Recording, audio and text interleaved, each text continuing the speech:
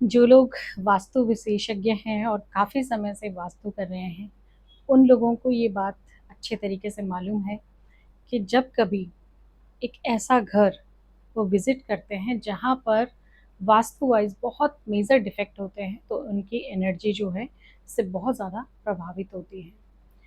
और तब और ज़्यादा होती है जब आप मेडिटेशन या फिर इन चीज़ों को नहीं अपनाते हैं, यानी अपनी ऑरा को स्ट्रॉन्ग नहीं करते हैं। और कई बारी इतने डिफेक्ट्स होते हैं कि मेडिटेशन के बाद भी आपकी ऑरा को कुछ ना कुछ प्रॉब्लम रहती है। मेरे साथ अक्सर ऐसा होता है कि यदि मुझे विज़िट पे जब जाना होता है और उस घर में अगर वास्तु वाइज़ बहुत डिफेक्ट होते हैं, तो सुबह से ही मेरे साथ कुछ ऐसी चीज़ें होनी शुरू हो जाती हैं, जैसे ऐसे लगता है कि कोई एनर्जी है जो मुझे रोक रही है कि आप मत जाइए। कल भी एक विज़िट पे जब मैं घर से निकल रही थी, तो एक अजीब-सा चिड़चिड़ापन, मतलब ऐसे लग रहा था कि कोई मुझसे बात ना करे, मैं किसी को उल्टा जवाब दे सकती हूँ, बस चुप रहूँ, कुछ ना बोलूँ।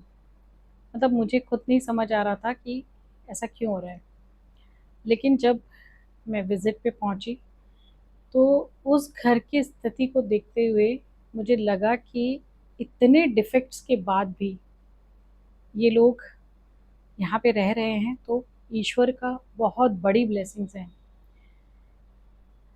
डिफेक्ट्स मैं बताऊँगी तो जिन लोगों को वास्तु की नॉलेज है, वो लोग तो समझ पाएँगे कि ये बहुत ही मेजर डिफेक्ट्स हैं। पहले जो उनका घर था उसमें जो किचन थी वो नॉर्थ ईस्ट में थी और स्टेयर्स के नीचे थी। तो इसे हम कहते हैं एक तो करेला ऊपर से नीम चढ़ा। इसके बाद कुछ टाइम बाद, मतलब 10-15 साल बाद, उन्होंने शायद वो शिफ्ट करके साउथ ईस्ट में स्टेयर्स को कर दिया। बाथरूम की प्लेसमेंट जो ग्राउंड फ्लोर है वहाँ पर ईएससी में आ गई, जो कि बहुत अच्छा है। लेकिन जो किचन थी वो नॉर्थ ईस्ट में ही उन्होंने रखी, और उसके बाद फर्स्ट फ्लोर पे किचन के ऊपर टॉयलेट। इसके बाद साउथ वेस्ट में toilet, north east heavy, north west में जो है हाइट, साउथ वेस्ट डाउन। मतलब इतने डिफेक्ट्स के हाँ, एक और चीज़, साउथ ईस्ट में बोरिंग। तो सभी वास्तु विशेषज्ञ जानते हैं कि इन सब चीज़ों से कितना नुकसान होता है। उनके फादर की अचानक डेथ हो गई, कोई प्रॉब्लम थी उन्हें। मदर जो हैं वो अ, बोल नहीं पाती हैं, कुछ उनको प्रॉब्लम है, और वो भूलने की भी उनकी एक आदत है, मतलब वो भूल जाती हैं, बोल ही नहीं पाती हैं कुछ भी, उनके मुँह से आवाज़ नहीं निकलती है। सभी बच्चों के चश्मा चढ़ा हुआ है। घर की फीमेल जो है उनकी हेल्थ बिल्कुल सही नहीं रहती है। मेल जो हैं बहुत मेहनत करते हैं, दिन-रात अपने परिवार को खुशियाँ देने के लिए एफर्ट्स लगाते हैं, लेकिन उस हिसाब से उनकी अर्निंग नहीं हो रही है।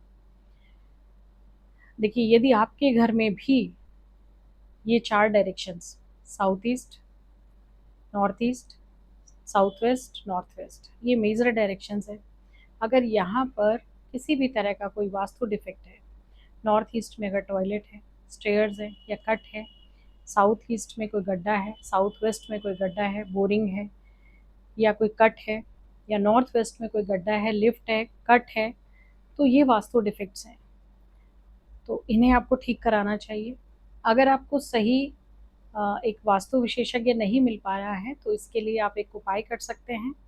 आप 8 हल्दी की गांठें लीजिए, उनको एक पीले कपड़े में बांधिए और वास्तु पुरुष से प्रार्थना कीजिए कि आप जो है उनके घर में जो भी वास्तु डिफेक्ट्स हैं उसको ठीक करने के लिए कोई सही गाइडेंस उन्हें मिल जाए। और उसे ठीक करने के लिए यदि आपके पास धन की कमी है, तो उसके लिए भी आप वास्तु पुरुष से प्रार्थना करें कि आपको जो कष्ट है उसे हम दूर करना चाहते हैं, लेकिन फाइनेंशियली अभी हम स्ट्रॉन्ग नहीं हैं।